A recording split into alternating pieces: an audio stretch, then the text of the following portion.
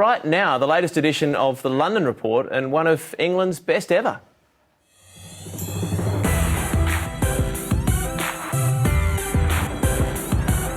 London Report, brought to you by Dove Men Plus Care. Care makes a man stronger. This week on the London Report, we are deep in the bowels of Wembley Stadium, one of the venues for the 2015 Rugby World Cup, and we're about to meet Maggie Alfonsi. She's one of England's best-known women's players. She's been made an England Rugby ambassador for 2015. McLean, Alfonsi through the middle, she's going and scoring! To her legion of fans, she's Maggie the Machine. 11 years playing for England, 75 Test caps, 7 Six Nations titles and 3 World Cup appearances. Maggie Alfonsi is regarded as one of the best players the women's game has known. And now, post-rugby, she's landed her dream job. To promote and sell the tournament, really, and you know, what a great opportunity to be part of a fantastic event which is going to be in your own country. And I'm quite lucky I get to work alongside Will Greenwood, Lawrence Dallaire and Donna Wilkinson as well. So yeah, I've got quite a privileged role.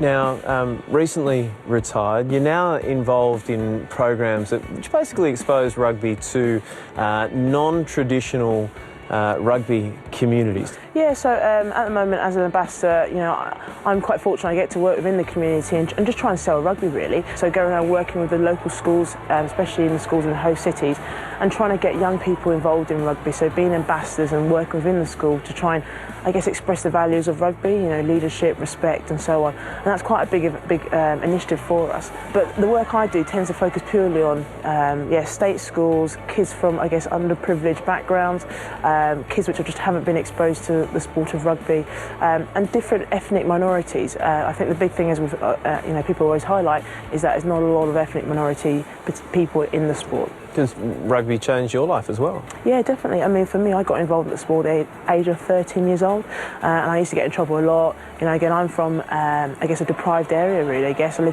grew up on a council estate, single-parent family, and rugby kind of gave me, I guess, a goal, a way out, really. And 15 years later, you know, I've been very fortunate, have had many opportunities, been around the world, and now I'm here, you know, being one of the ambassadors, promoting the sport for other people from, you know, other communities to want to get involved.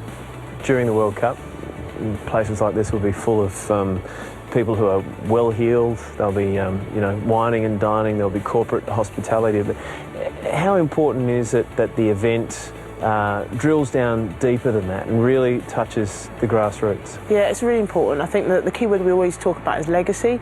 You know, we looked at the Olympics and we had it here. Legacy was the key word, and the same with the rugby. What we want to try and do is definitely get the corporate people in, because you need them, because they're the people who keep the game going.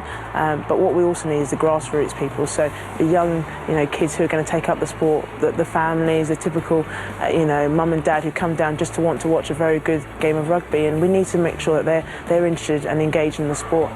And recently retired, but still continuing on in sport. You're not putting your feet up, targeting the Olympics. Yeah, so potentially for me, I'm working towards Rio, but not as sevens rugby, but in the world of athletics, really. So I've obviously retired from international rugby, but now looking at taking up discus, shot put as my event. Great to meet you, and in terms of the World Cup, we can't wait. Thank you very much, thank you.